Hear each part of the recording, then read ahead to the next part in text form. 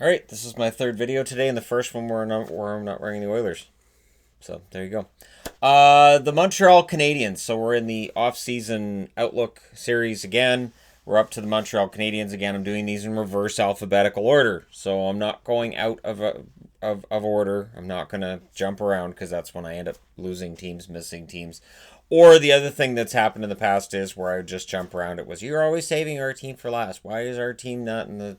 Why do you always start with us? So, no. Either alphabetical or reverse alphabetical is the way I do it for that reason. Other than the my favorite players list, which is just, hey, by all means, tell me I'm wrong.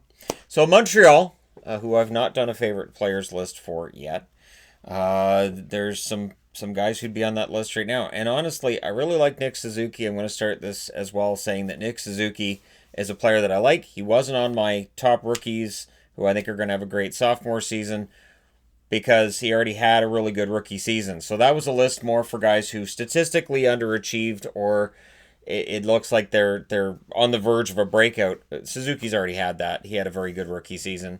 He's a very smart player. Like him a lot, and I think he's a big part of the solution to the problems that have befallen the Montreal Canadiens. 31, 31, and 9 this year, 71 points. Yeah, their overall total's underwhelming, especially after a 44, 30, and 8 season, 96 points.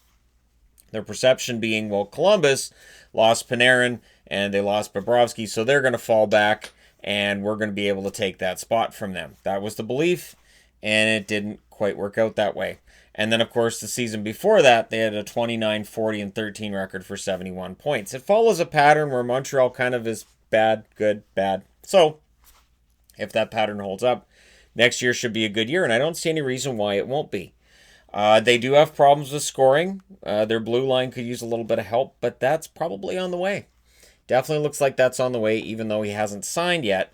That's likely on the way. And then the question mark on the board is Jesperi Kotkaniemi. If Kotkaniemi comes back in year 3 and plays more like he did in year 1 and less like he did in year 2, I think he's going to have a breakthrough. And I do think that Kotkaniemi will have that breakthrough. I still like the kid.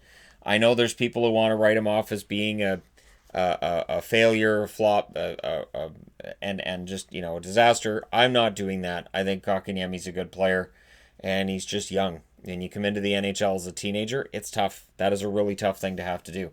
So I like Kotkaniemi, and I like what the Montreal Canadiens are doing in general, which is, saying a lot, because Bergevin's taken some heat, sometimes for the right reasons and sometimes not for the right reasons, over the years.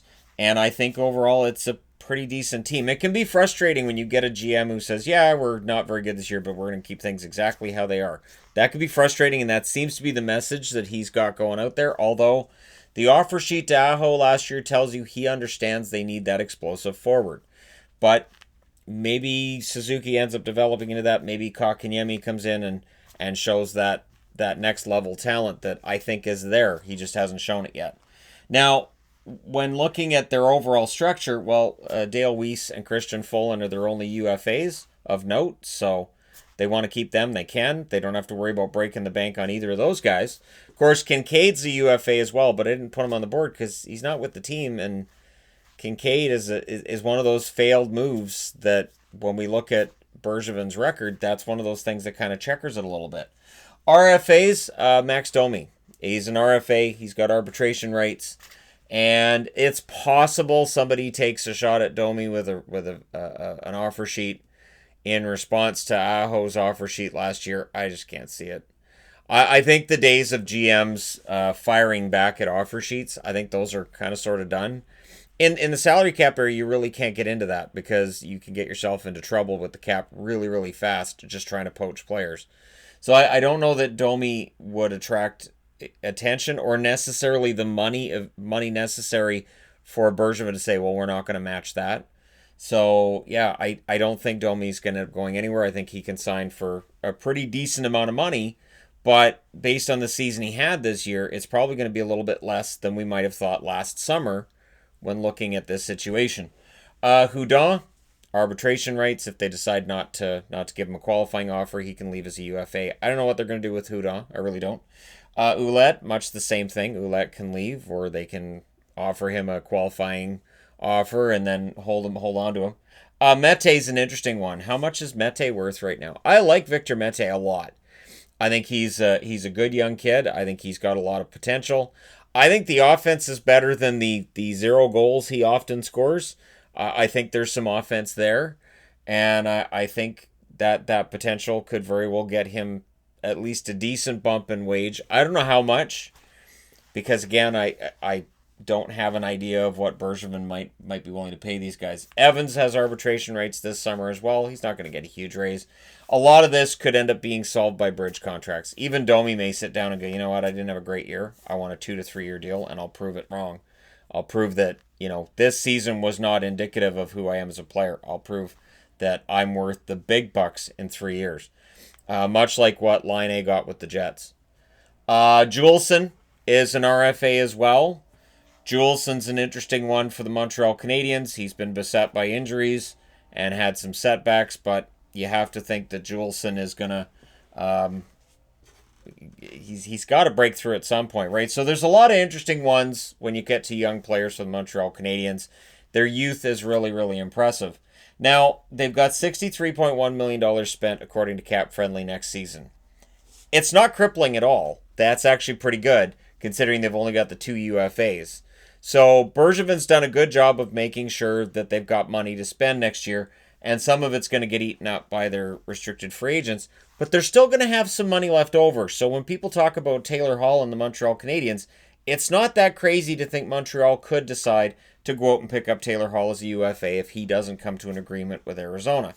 And it would seem like, he and the Coyotes are leaning towards staying together on some level, but we know that can break down at the last moment.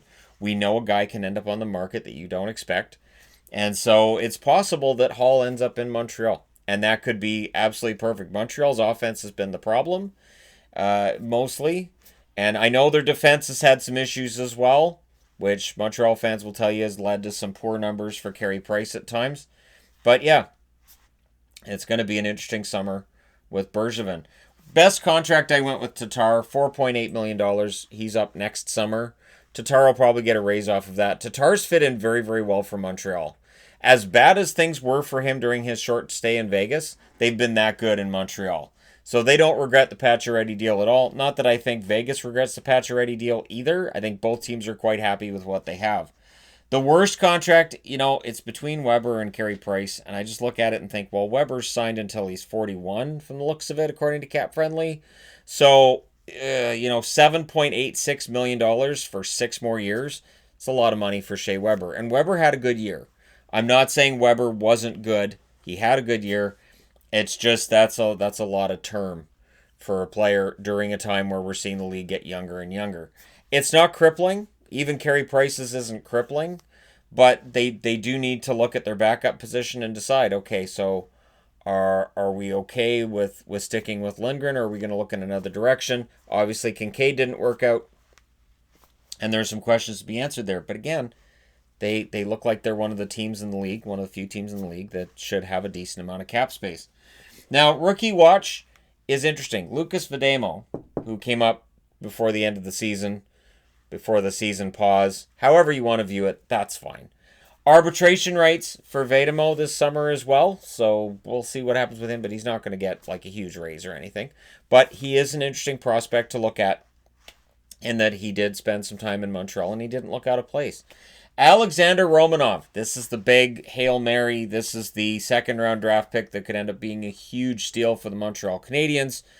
He is going to sign.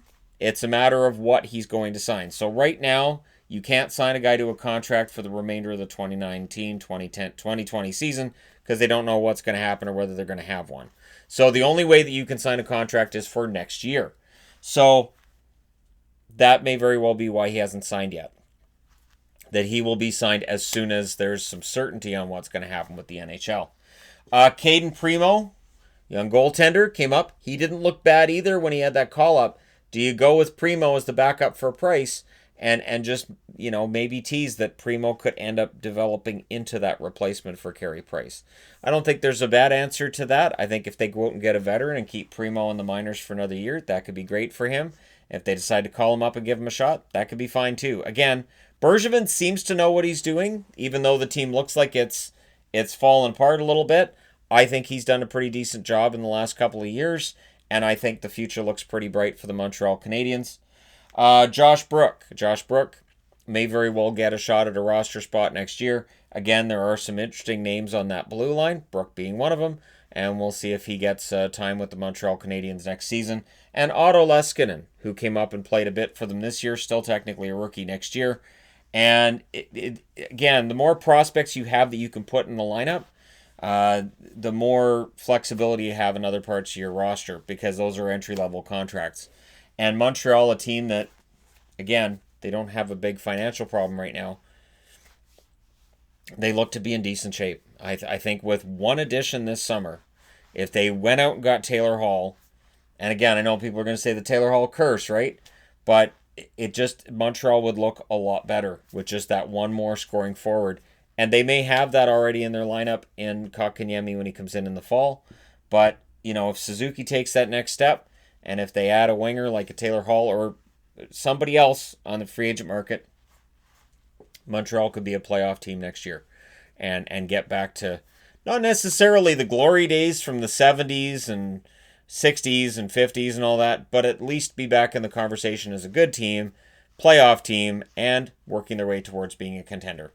So there you go. Let me know your thoughts in the comment section below regarding the outlook for the Montreal Canadiens and what you think they're going to be able to do. And is the 71 points, is that mediocre team what we're going to see next year, or will they be closer to the 96-point team that just missed the playoffs last season? Let me know your thoughts. Hit like and subscribe if you're browsing your way through. You just happened upon this video. And remember, stay home if you can.